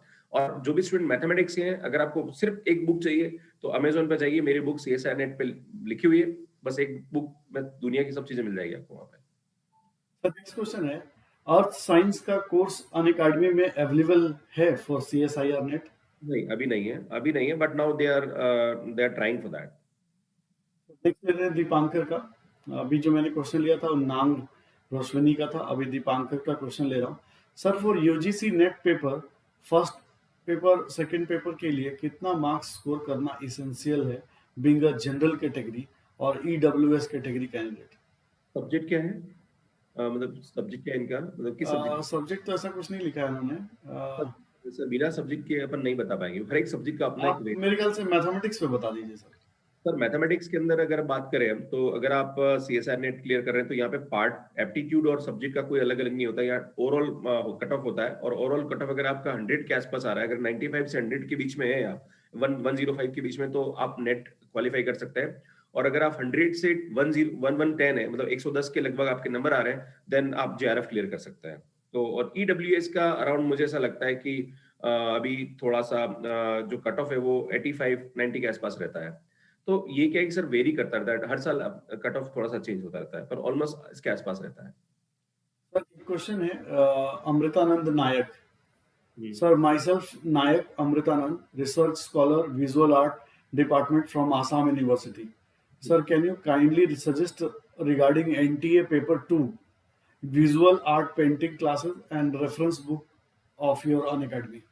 No I am sorry sir, इसके बारे में मुझे नहीं पता है, क्योंकि और अनअकैडमी में शायद विजुअल आर्ट का भी कोई सब्जेक्ट नहीं है सर। तो this question I will ask, अभी एक सेशन होने वाला है सर परफॉर्मिंग आर्ट का, ठीक है, वहां पे कुछ पूछ के देखते हैं, ठीक है। प्रीति यादव है सर। सर फॉरेन से पीएचडी करने के लिए कौन सा एग्जाम देना होगा और सर इसके मैथ्स के लिए कौन सी कंट्री बेस्ट है? देखो, अल्टीमेटली जो रिसर्च की बात करें आउट ऑफ इंडिया, तो आउट ऑफ इंडिया बहुत अच्छे अच्छी कंट्रीज है, जैसे यूएसए या यूके, जहाँ पर बहुत अच्छे रिसर्च में आप जा सकते हैं। पर यहाँ पे अगर आप करना चाहते हैं, उसके लिए आपका नेट जेआरएफ तो होना ही चाहिए। साथ में आप जिस भी कंट्री में आप रिसर्च करना चाहते हैं, तो वहाँ के जो प्रोफेसर्स हैं, वो आपको देखना पड़ेगा। उनकी लाइक वेबसाइट पे जाके, आप यूनिवर्सिटी की वेबसाइट पे जाके प्रोफेसर का रिसर्च डोमेन पे आप जाके देख सकते हैं, और वहां पे कोई प्रोजेक्ट चल रहा है उस प्रोफेसर का, तो वहां पे आप अप्लाई कर सकते हैं। तो वो उसके लिए अल्टीमेटली आपको अगर रिसर्च में जाना है, तो आपको किसी न किसी जो भी प्रोफेसर है उसके लिंक के थ्रू जाना पड़ेगा। आप डायरेक्ट ऐसा नहीं कि कोई पर्टिकुलर वैकेंसी निकल रही है, हाँ मैथमेटिक्स के अंदर 50 वैकेंसी है यूएसए रिसर्च करने की, तो ऐसा नहीं होता है। यहाँ पे आपको आपका सब्जेक्ट, किस सब्जेक्ट में आप रिसर्च करना चाहते हैं और कौन प्रोफेसर है जिनसे आपका रिसर्च कनेक्ट करता है, राइट, उसके थ्रू कर सकते हैं। बाकी जब आप जाएंगे तो उसके लिए आपको यहाँ जो आइल्स और जेआरई है, वो एग्जाम आपको करना पड़ेगा उस कंट्री में जाने के लिए। Students, you can see on the desk subjects available at Unacademy for Net. आप देख सकते हैं अनअकैडमी पे कौन कौन सा सब्जेक्ट अवेलेबल है। सर एक क्वेश्चन और ले रहा हूँ स्वप्नायन चौधरी का। Sir can you also elaborate the differences between GATE, CSIR NET and other exams and which is best? देखो सर, बेस्ट की कोई परिभाषा नहीं होती है क्योंकि अगर आप अपने नॉलेज में अप्लाइड में आप कुछ करना चाहते हैं, तो आप मतलब अगर आप एमटेक प्लस पीएचडी करना चाहते हैं, जैसे गेट के अंदर क्या होता है सर कि आप यहाँ पे अगर एमटेक करना चाहते हैं, जैसे मैं मैथमेटिक्स का स्टूडेंट, अगर मैं मैथमेटिकल साइंस के अंदर एमटेक करना या डेटा एनालिसिस में करना चाहता हूँ या क्वालिटी कंट्रोल में करना चाहता हूँ या इसमें जाना चाहता हूँ, तो मैं आईआईटी से एमटेक कर सकता हूँ प्लस पीएचडी इंटीग्रेटेड प्रोग्राम में एडमिशन ले सकता हूँ, राइट। तो ये गेट जो एग्जाम होता है उसके लिए होता है, और नेट एग्जाम तो कॉलेज लेक्चरशिप के लिए होता है। और भी अलग अलग एग्जाम होता है, टीआईएफआर है, एनबीएचएम है, बहुत सारी है। तो आपको वहां पे इन सभी इंफॉर्मेशन मिल जाएगी आपको। पर इतना, क्योंकि होता क्या सर, सब्जेक्ट वाइज अलग अलग, जब आप तो आर्ट्स के लिए अलग से एग्जाम्स होते हैं, साइंस के लिए अलग एग्जाम होते हैं, प्लस एग्रीकल्चर के लिए अलग एग्जाम होते हैं, लाइफ साइंस में डीबीटी नेट होता है, अलग अलग होता है। तो बहुत सारे एग्जाम्स हैं, तो आपको अपने सब्जेक्ट के हिसाब से ढूंढना पड़ेगा कि आप क्या क्या एग्जाम दे सकते हैं। पर हाँ, गेट और नेट के अंदर ये डिफरेंस है कि अगर आप गेट करते हैं तो आप किसी भी आईआईटी से अपना एमटेक प्लस पीएचडी प्रोग्राम में एडमिशन ले सकते हैं, और आप यहाँ पे गवर्नमेंट जॉब के साथ साथ प्राइवेट सेक्टर में भी आपके लिए बहुत सारे ऑप्शंस क्रिएट हो जाते हैं। Tanvi Rana, visual art paper Unacademy पे अवेलेबल है क्या? I don't think so, correct ना सर? नहीं है, लिस्ट में नहीं है। Okay. Without PhD, can I apply for teaching in college for after clearing CSIR net, sir? हाँ, आप कर सकते हैं अप्लाई, आप कर सकते हैं। अभी यूजीसी ने ऐसा कोई अभी 2021 के लिए गाइडलाइन दिया है, पर वो गाइडलाइन चेंज होने वाला है। और ऐसा कोई जरूरी नहीं कि आप पीएचडी हो, क्योंकि जैसे बहुत सारी स्टेट गवर्नमेंट की वैकेंसीज, मैं खुद बता रहा हूँ कि राजस्थान में भी वैकेंसीज निकली हुई है कॉलेज लेक्चर की, जहाँ पर नेट मांगा है, पीएचडी की रिक्वायरमेंट नहीं है। इवन वेस्ट बंगाल में भी नहीं है। थोड़ा सा एक दो स्टूडेंट हैं वो पूछ रहे हैं, कोई ओबीसी के लिए, कोई नॉर्मल कैटेगरी के लिए, can you elaborate cut off number about math? एक बार अभी आपने किया है, एक बार फिर से कर दीजिए। ओबीसी के लिए अराउंड कट ऑफ जो जा रहा है वो 85 के आसपास है, 85 के आसपास ओबीसी कट ऑफ जाएगा। और सर सीएसआईआर के लिए जो कट ऑफ जाएगा मैथमेटिक्स के लिए, वो मैंने बोला 195 से 105 के आसपास है, और जेआरएफ के लिए अराउंड 100 टू 110। एक और क्वेश्चन है sir, how to get free lectures CSIR NET mathematics on YouTube and Unacademy? अगर बिल्कुल आपको यूट्यूब पे चाहिए तो सर के चैनल पे चले जाइए, फ्री है ना सर आपके बिल्कुल चैनल पे? ठीक है। और अगर आपको नेट के लिए करना है तो आप एक काम करिए, मेरा जो प्रोफाइल है अनअकैडमी पे, डॉक्टर गजेंद्र पुरोहित या गजेंद्र पुरोहित, आप मेरा नाम सर्च करेंगे, मेरा नाम सर्च करते ही आपको मेरे कोर्सेज के बारे में इंफॉर्मेशन मिल जाएगी। मेरे कोर्सेज के बाद आप नीचे जाएंगे तो वहाँ पे फ्री स्पेशल क्लासेस दिखेगी। जब आप किसी भी फ्री स्पेशल क्लास के लिए आप क्लिक करेंगे, तो वहाँ पे फिर आपको कोड अप्लाई करना पड़ता है अनलॉक के लिए। तो आप जीपी सर मेरा रेफरल कोड है या जो भी कोड है वो आप अप्लाई करके यहाँ पे मेरी क्लासेस देख सकते हैं। नेक्स्ट है Nang Roshni, sir which is better, MSc in geology और MSc in applied geology for clearing CSIR NET? Actually मैं इसके बारे में नहीं बता पाऊंगा, बिकॉज ये मेरा सब्जेक्ट नहीं है। सो जूलॉजी और अप्लाइड जूलॉजी, तो उसके लिए आपको लाइफ साइंस के लिए बात करनी पड़ेगी। पर ये आप पे डिपेंड करता है कि आपका सब्जेक्ट इंटरेस्ट क्या है, राइट, कि अगर जूलॉजी है या अप्लाइड जूलॉजी है, राइट। अल्टीमेटली आप जूलॉजी का सिलेबस देख लीजिए कि जो लाइफ साइंस का नेट का सिलेबस क्या है, और उसमें ज्यादा पोर्शन किसका पूछा जा रहा है। अगर उस फील्ड में आप एमएससी करेंगे तो then it will be good for you. Nang Roshni will come with the geology professor someday. फिलहाल के लिए मैथ्स के लिए पूछ सकते हैं, other than around like CSIR NET और अदर सब्जेक्ट जो पूछना आप पूछ सकते हैं। नेक्स्ट क्वेश्चन ले रहा हूँ sir, after MSc I am trying to take admission in BEd, So how can I manage my time for CSI or NET preparation? देखो सर, ये टाइम मैनेजमेंट का बहुत सारा क्वेश्चन मुझे मिलता है, तो मैं बताना चाहता हूँ कि टाइम मैनेजमेंट, जिनको टाइम नहीं मिलता है ना, उनका टाइम मैनेजमेंट प्रॉपर नहीं है। जीवन में आप बहुत कुछ एक साथ कर सकते हैं। मैं खुद भी मैं कॉलेज में प्रोफेसर हूँ, डायरेक्टर हूँ, जहाँ पर मैं बहुत सारे काम करता हूँ। मैं एक यूट्यूब पे वीडियोस बनाता हूँ। मेरी लाइक रिसर्च का काम, रिसर्च भी मैं करवाता हूँ। मैं लाइक अन अकेडमी पे एजुकेटर हूँ। तो ऐसा नहीं, और अब फैमिली भी है, बच्चे भी हैं, तो अल्टीमेटली क्या है कि आपके पास इतने मल्टीपल टास्क है, फिर भी आपके पास समय है चीजों के लिए, और मैं आपके सामने बहुत इजीली बात कर पा रहा हूँ, राइट? तो स्टूडेंट लाइफ में मुझे लगता नहीं ऐसा कौन सा काम है कि मतलब उनके पास समय नहीं मिल रहा है सर। तो मुझे लगता है कि ये मिसमैनेजमेंट ऑफ द टाइम है। बाकी स्टूडेंट लाइफ में जितना समय होता है ना, उतना समय कहीं और नहीं होता है। तो आप देखिए कि किन अनप्रोडक्टिव कामों में आप अपना समय बर्बाद कर रहे हैं, वो थोड़ा कम करिए। व्हाट्सअप, फेसबुक, यूट्यूब जो भी है, जितनी जरूरत है उतना ही चलाइए। उससे ज्यादा चलाएंगे तो आप टाइम निकाल पाएंगे। अच्छा, कानू, आपने पूछा है, तो आपका भी पूछ लेते हैं। एक्चुअली सर ने बता दिया already. UGC net first paper के लिए अच्छा बुक्स कौन सा होगा? यूजीसी नेट फर्स्ट पेपर के लिए तो सर एप्टीट्यूड की बुक्स रहती है, और मुझे लगता है कि बुक के चक्कर में ना पड़े, ज्यादा अच्छा है। मैं कह रहा किताबों में ज्यादा, अल्टीमेटली अगर आप अनअकैडमी पे सब्सक्रिप्शन ले रखा है तो, या लेने वाले हैं, तो मुझे लगता नहीं इनमें जरूरत है। और अनअकैडमी में बहुत सारे फ्री लेक्चर्स अवेलेबल है, तो वहाँ देखिए। किताबों में मुझे लगता है कि क्योंकि होता क्या है सर कि बुक्स इकट्ठा करने से कुछ मिलने वाला ज्यादा नहीं है, राइट? और बुक्स में भी अगर आप एप्टीट्यूड की एक बुक देखना चाह रहे हैं, तो एप्टीट्यूड की बुक जो भी आप, क्योंकि यूजीसी नेट के लिए एप्टीट्यूड की बुक में आप देखेंगे तो मेरे हिसाब से एप्टीट्यूड तो वैसे आरएस अग्रवाल से बेस्ट मिल जाता है। बाकी आपको सब्जेक्ट वाइज देखना पड़ेगा कि उसमें आपको कौन सी बुक देखनी पड़ेगी, राइट? मुझे इसके बारे में इतना ज्यादा आइडिया नहीं, पर हाँ, मेरी वीडियोस हैं जो यूट्यूब पे अवेलेबल है, तो वो आप देख सकते हैं एप्टीट्यूड के हिसाब से। सर सोहालीन, उनका क्वेश्चन है, sir UGC NET library and information science general category का कट ऑफ कितना होता है? Any idea? इसके बारे में कोई आइडिया? कोई आइडिया नहीं। Okay, no problem sir. Can we have to cover whole syllabus और go through important topics after going through previous papers in maths for CSIR NET? Yes, कर सकते हैं बिल्कुल। और आपको अगर एग्जाम का आइडिया लेना है तो उसके लिए प्रीवियस पेपर ठीक है, पर अगर नया कुछ करना है तो नए क्वेश्चंस प्रैक्टिस करने पड़ेंगे। जैसे भी कॉम्बैट सीरीज अन अकेडमी पे, जो कि मैं लाइक मैं खुद भी उसमें इन्वॉल्व हूँ, मैं खुद ही लाइक उसके अंदर कर रहा हूँ। तो कॉम्बैट है, और अभी जो वो कॉम्बैट भी फ्री है, उसके लिए आपको कुछ भी चार्जेस देने की जरूरत नहीं। आज आज कॉम्बैट का एग्जाम होने वाला है 2 बजे, राइट? तो अगर आपने नहीं किया तो आप कॉम्बैट के लिए रजिस्ट्रेशन कर लीजिए, तो आप वहाँ पे कनेक्ट हो पाएंगे उसके लिए, राइट? बाकी अन अकेडमी पे जो टेस्ट सीरीज है वो भी बहुत हेल्पफुल है, और काफी कुछ फायदेमंद है। सर एक क्वेश्चन है, आईआईटी में बीपीएल के लिए कुछ फ्री फीस कुछ नहीं, मिल सकता है क्या? कुछ ऐसा कुछ क्वेश्चन? नहीं, कुछ नहीं। उसके लिए आपको समाज कल्याण विभाग में जो भी स्कॉलरशिप होती है उसके लिए आप अप्लाई कर सकते हैं। आईआईटी कुछ नहीं देती है, आपको डिपार्टमेंट में अप्लाई करना पड़ता है उसके लिए, स्कॉलरशिप के लिए। सर नेक्स्ट है, when shall we get to subscribe earth science in Unacademy? हाँ, कह सकते हैं आप। सर अन अकेडमी पे ये कब आ सकता है? क्या चीज?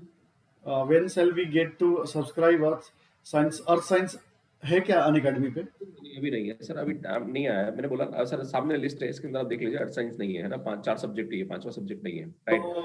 तो बच्चे, ऐसा है कि जल्द ही अन अकेडमी ऑल द जितने भी सब्जेक्ट्स आप लोग बात कर रहे हैं वो लेके आएंगी, और बहुत रैपिडली ग्रो कर रही है Unacademy. And Unacademy constantly watch कर रही है कि क्या क्या आपके रिक्वायरमेंट है उसको फुलफिल कर सके विथ मिनिमल प्राइस।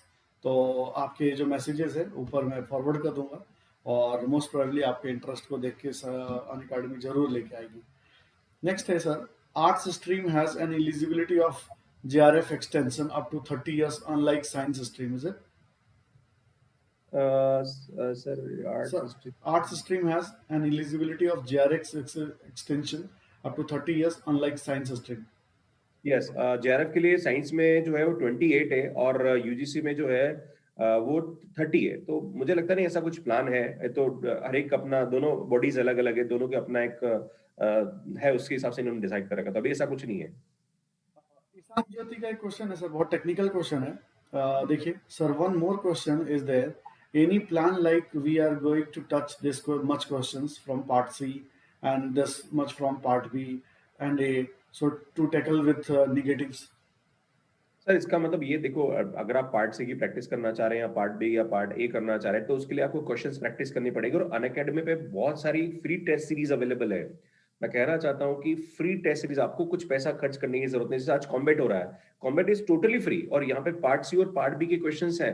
जो और पार्ट ए के क्वेश्चंस भी हैं जो कि प्रैक्टिस के लिए आप देख सकते हैं और अपना नॉलेज चेक कर सकते हैं। अल्टीमेटली यही है कि आप जब गाड़ी सीखते हैं तो साइड में एक ड्राइवर बैठता है तो उसके हाथ में भी कंट्रोल होता है, पर अगर आपको खुद को जब कॉन्फिडेंटली चलानी तो आपको खुद को चलानी पड़ेगी, तभी आप कर सकते हैं, राइट। इसका कोई वो रामबाण नहीं कि मैं आपको एक टैबलेट दे दूंगा और वो खा लोगे तो आपको क्वेश्चंस होने लग जाएंगे।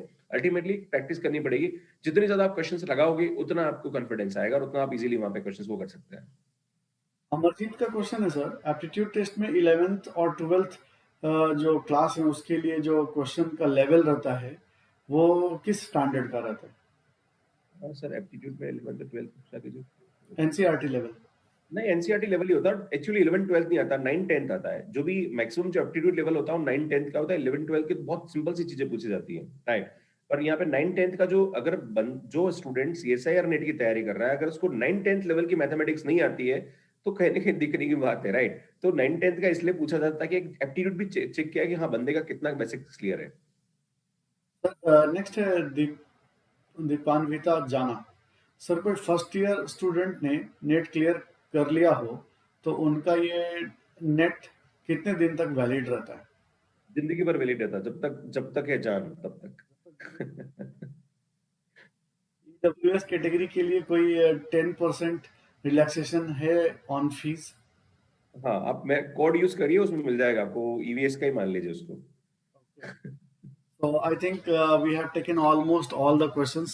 सारे Okay. हम लोगों ने ले लिए हैं सर।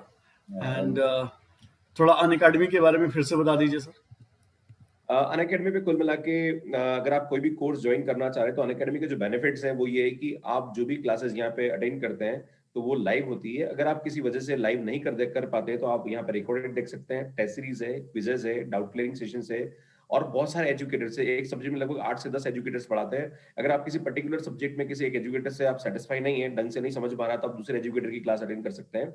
और यहाँ पे अनअकैडमी फ्री ऑफ कॉस्ट काफी सारे सीरीज लाइक कॉम्बैट है और अलग अलग टेस्ट सीरीज यहाँ पे प्रोवाइड करती है, जो कि कुछ फ्री होती है, कुछ पेड होती है। तो जो स्टूडेंट सब्सक्रिप्शन लेता है उसके लिए यहाँ पे वो मिलती है। प्लस जो चार्जेस है वो बहुत ही नॉमिनल है। और अगर आप 1 ईयर चार्जेस ले रहे हैं for on academy, 1 year subscription around 11-12,000 के आसपास होता है। और कोड यूज करते 10% डिस्काउंट के साथ आप आराम से यहाँ पे अच्छा खासा बेनिफिट उठा सकते हैं। और जो आप कोड यूज करना चाहते हैं वो कोड है MIL10 और हाँ। GPMIL to get 10% off. Guys, अगर आपको थोड़ा कॉन्सेशन चाहिए, आपको थोड़ा फी में रिलैक्सेशन चाहिए तो MIL10 GPMIL दोनों में से कोई भी कोड यूज कीजिए एंड आपको उसमें थोड़ा रिलैक्सेशन मिल जाएगा। सर, ये आइकॉनिक बेनिफिट्स है। If you want like personalize classes, not 1 to 1 but personalize classes with the special caring, so these are the इसको थोड़ा सा एक्सप्लेन कर देंगे सर? सर, इसमें ये है कि जो पर्सनल कोच वाला है वो आपको यहाँ पे मिलता है। स्टडी प्लानर बाइक वीकली मिलता है, स्टडी बूस्टर सेशन मिलता है, पर्सनलाइज डाउट सॉल्विंग है, SOP, interview preparation, preparation study material, ये सब आपको यहाँ पे मिलता है। और आई थिंक ये हमारा आइकॉनिक चार्जेस है और ये हमारा सब्सक्रिप्शन चार्जेस है। गाइस, आप you can start with the plus ये है जिसमें with the minimal fee you can connect with the top teachers of Unacademy, and if you want something personalized then iconic charges, and these are the code MIL10 and GPMIL. Once you will go for the registration for the Unacademy, so ये code आप use करेंगे तो 10% आपका waive off हो जाएगा। Anything else you want to convey sir? बस यार ये है कि अगर आप कोई भी एग्जाम क्लियर करना चाह रहे हैं तो आप उस एग्जाम के प्रति आपका पैशनेट होना बहुत जरूरी है। अगर आप किसी एग्जाम को इसलिए क्लियर करना चाहते हैं कि आपको जॉब मिल जाएगा, तो मुझे लगता है कि वो आपके लिए नहीं है। तो आपको उस सब्जेक्ट में इंटरेस्ट होना बहुत जरूरी है और इंटरेस्ट के साथ साथ आप में वो टीचिंग एप्टीट्यूड होना चाहिए। क्योंकि अल्टीमेटली क्या है कि अगर आप नेट क्लियर करके आप ये सोचते हैं कि आपको जॉब मिल जाएगा और आप अपनी लाइफ अच्छी निकालते हैं, दैट्स गुड। पर आप किसी न किसी आने वाले समय में जब आप टीचर बनेंगे, प्रोफेसर बनेंगे, तो आप बच्चों का भविष्य बनाने वाले, राइट। तो भविष्य बनाने के लिए आपके कंसेप्ट अच्छे होने चाहिए। और आपको होता क्या है, जब मैं स्टूडेंट्स को पढ़ाता हूँ नेट पे, तो उसमें मुझे पूछता है कि सर ये एग्जाम में ये सब्जेक्ट आता है कि नहीं आता है, सर ये सब्जेक्ट इतना पूछा जाता है, सर ये तो कम पूछा जाता है। पर मैं स्टूडेंट को बोलता हूँ कि नहीं, आप पूरा पढ़िए, क्योंकि अल्टीमेटली आपको ये एग्जाम क्लियर करने के लिए तो पढ़ना ही है, पर कहीं ना कहीं आपको भविष्य में पढ़ाना भी है। अगर आप किसी सब्जेक्ट को इस तरह से पढ़ना चालू कर दे कि आपको वो पढ़ाना है, तो आप उसको बहुत अच्छे से पढ़ा सकते हैं, समझ सकते हैं, राइट। तो अगर आप नेट क्लियर करना चाहते हैं तो आप ये सोचिए कि हाँ मुझे असिस्टेंट प्रोफेसर बनना है और मैं ये सब्जेक्ट भविष्य में कैसे पढ़ाऊंगा। अगर वो एटीट्यूड के साथ आपने पढ़ना स्टार्ट कर दिया तो आप आराम से कंसेप्ट क्लियर करके इस एग्जाम को क्रैक कर सकते हैं। सर इरशाद मियां लिखते हैं यहाँ पे, salute to Unacademy for giving education at very very very low cost. जी हाँ बिल्कुल, अनअकैडमी जितने लो कॉस्ट पे आपको ये प्रोवाइड कर रही है, all the facilities from every branches, every subjects, all the streams, this is quite next to impossible. So guys I will suggest कि आप बेनिफिट उठाइए, फायदा उठाइए। दीपांकर लिखते हैं कि इट्स वेरी अर्जेंट सर, एक थोड़ा छोटा सा गाइड कीजिए। अब लास्ट के एक दो क्वेश्चन लेते हैं। दीपांकर लिखते हैं नेक्स्ट मंथ से क्या अनअकैडमी का फी इंक्रीज हो रहा है सर? नेक्स्ट मंथ से नहीं, आज से ही है और ऑलमोस्ट आई थिंक होने वाला है। Only 49 second 49 minutes are left. 49 minutes only? जी हाँ, 11 49 minutes is left only. Now the Unacademy will increase their fee because every session में थोड़ा इंक्रीमेंट होता है, तो अगर आपको लेना है तो with in 49 minutes if you can take, then it will be better for you. Sir कितने महीने तक मिनिमम कंसिस्टेंसी रहना चाहिए? 1 ईयर, एक 1 साल year. का। ओके सर, पीएचडी इंडिया से करना बेस्ट है या फॉरेन से? सो अल्टीमेटली यहाँ पे ये इंडिया भी बेस्ट है और अगर देखा जाए तो बाहर से लोग इंडिया में रिसर्च करने आते हैं, तो एजुकेशन के बारे में मुझे लगता है इंडिया को कोई बीट नहीं कर सकता है। Sir degree required for teaching student at 12th level? नहीं, 12th लेवल में तो कुछ रिक्वायरमेंट नहीं बेटा, पहले नॉलेज बढ़ा लो फिर बाद में पढ़ाने की सोचना। तो मुझे लगता है पहले पढ़ाई कर लो, एमएससी बीएससी करो, उसके बाद सोचना। और प्रीति यादव पूछ रही है सर, और private universities and government university में क्या डिफरेंस होगा? फीस का डिफरेंस होता है सर, कि Only fee गवर्नमेंट का? फी का होता है और क्वालिटी का फर्क पड़ता है कि आप प्राइवेट, बहुत सारी प्राइवेट यूनिवर्सिटीज भी ऐसी हैं जो बहुत अच्छा लेवल का रिसर्च कराती है और गवर्नमेंट में आपको वो नहीं मिलता है, और कुछ गवर्नमेंट यूनिवर्सिटीज बहुत से आईआईटीज एनआईटीज है जो बेस्ट रिसर्च कराती है। Sir it's depend, it's very by university, किस यूनिवर्सिटी से आप करना चाह रहे हैं। और फीस का तो वेरिएशन होता ही है सर, एक प्राइवेट यूनिवर्सिटीज लगभग 4 से 5 लाख रुपए लेती है फीस का, और गवर्नमेंट में आपको 10,000 में आपकी पीएचडी हो। सर मेरी जो पीएचडी वो 22,000 फीस में हो गई थी, तो इट्स डिपेंड्स। सर किसी प्राइवेट कॉलेजेस के कुछ नाम बता दीजिए यूनिवर्सिटीज के, तो शायद नहीं, मेरे कुछ। हिसाब से नाम याद बताना सही नहीं रहेगा, क्योंकि हर एक मेरे हिसाब से सब्जेक्ट वाइज अलग अलग एक्सपर्टाइज होता है, क्योंकि मैं बोलूंगा जो सब्जेक्ट वो मैथ्स के लिए बेटर हो सकता है या किसी पर्टिकुलर सब्जेक्ट, हर सब्जेक्ट में कोई यूनिवर्सिटी इंडिया में ऐसा कोई नहीं कि जो दुनिया भर की कोई सब्जेक्ट। बस मैं कहना चाहता हूँ कि आईआईटीज और एनआईटी पे फोकस रखिए, वो बेस्ट है। उसके अलावा तो फिर बाद में आपको रिसर्च पढ़ना पड़ेगा उस सब्जेक्ट के लिए। सर मेंटोर इंडिया के थ्रू हम लोग कुछ स्टूडेंट सेलेक्ट करने वाले हैं जो बहुत ही अंडर प्रिविलेज हैं और वो अफोर्ड नहीं कर सकते हैं, तो हम लोगों ने 1 या 2 स्टूडेंट सेलेक्ट करने का ऐसा कुछ सोच के रखा था मेंटोर इंडिया में। कुछ उनके जो अपनी स्टोरी पोस्ट करेंगे और मैनेजमेंट को अगर ऐसा लगेगा कि this stories has something like we can, और थोड़ा उनका बैकग्राउंड चेक कर लेंगे, उसके बाद वो लगा कि इनको दे सकते हैं फ्री सब्सक्रिप्शन, तो वो इसके लिए कुछ क्राइटेरिया है, लाइक आपकी जो पेरेंटल इनकम है वो कितनी है, क्या है, कहाँ रहते हैं, क्या प्रॉब्लम है, वो सब वेरीफाई करने के बाद हम लोग कुछ ऐसा अनाउंस कर सकते हैं। तो फिलहाल तो आई हैव सीन कुछ इसमें मैंने स्टोरीज देखे हैं बच्चों के जो they are looking for something, ठीक है, तो वो मतलब मैंने उन बच्चों को कन्वे कर दिया है। एंड सर इसको कंक्लूड करते हैं। बहुत बहुत बढ़िया सर, बहुत अच्छा लगा, आपने इतना टाइम दिया सर और इतना एलिबरेट करके बताया। और सर आपका जो मार्गदर्शन है हम लोग अक्सर लेते रहेंगे प्लीज़। और बाकी और भी यूनिवर्सिटीज से बात चल रही है, सो वहाँ पे जब भी ज़रूरत पड़ेगी sir, would be glad and we are honoured sir that you are with us. और thank you sir very much. Students, sir ने बहुत सारे गाइडेंस दिए, आपको डिस्क्रिप्शन बॉक्स में ये आप डाउनलोड कर सकते हो। अनअकैडमी में कौन कौन से अभी सब्जेक्ट्स हैं और CSIR SCT में कौन कौन से सब्जेक्ट्स अवेलेबल हैं। मैं अखिल भारतीय विद्यार्थी परिषद Assam unit, Assam university Silchar unit को बहुत बहुत धन्यवाद देता हूँ। इतने लाइक डिजर्विंग स्टूडेंट्स हैं वहाँ पे, they are asking very good questions, और बहुत सारे उनके डिमांड थे जो अभी अनअकैडमी पे स्लोली हम डाल देंगे। वो सब्जेक्ट्स आ जाएंगे, वो बहुत जल्दी आ जाएंगे। और फिर से एक बार मैं थैंक यू करता हूँ और अनअकैडमी का भी, इसलिए कि they are providing very expensive thing in a very minimal cost. So guys, thank you, धन्यवाद. फिर मिलते हैं हम लोग. और अभी 12th 12 बजे से अभी जस्ट नाउ एक परफॉर्मिंग आर्ट पे एक सेशन होने वाला है. If you have a interest in music, drama, dance, theatre, artist, ये सब बनने में आपका कोई इंटरेस्ट है तो आप मिलिए डॉक्टर मुश्ताक काक से. उन्होंने इंटरनेशनल फिल्मों में भी काम किया है, नेशनल फिल्मों में भी काम किया है. 200 से ज्यादा प्ले लिख चुके हैं. Got it. We, the members of ABVP Assam University Unit, would like to take this opportunity to express our heartfelt thanks to Dr. Gajendra Purohit sir and Anirudh Sinha for giving us the. Thank you sir, thank you. Tarashankar Goswami sir, thank you sir. Tarashankar Goswami sir ही हैं जिन्होंने ये पूरा unit को manage किया है. ABVP से हैं और बहुत ही एनर्जेटिक एंड डायनामिक है सर. सर थैंक यू, बहुत बहुत धन्यवाद. हमें भी बहुत अच्छा लगा बच्चों को गाइड करके. अगर और कुछ सब्जेक्ट में जरूरत पड़ेगी तो आप बताइएगा. Will come up with the next programme. Thank you, धन्यवाद. Thank you sir. धन्यवाद. Thank you sir. Bye sir, take care sir. Thank you.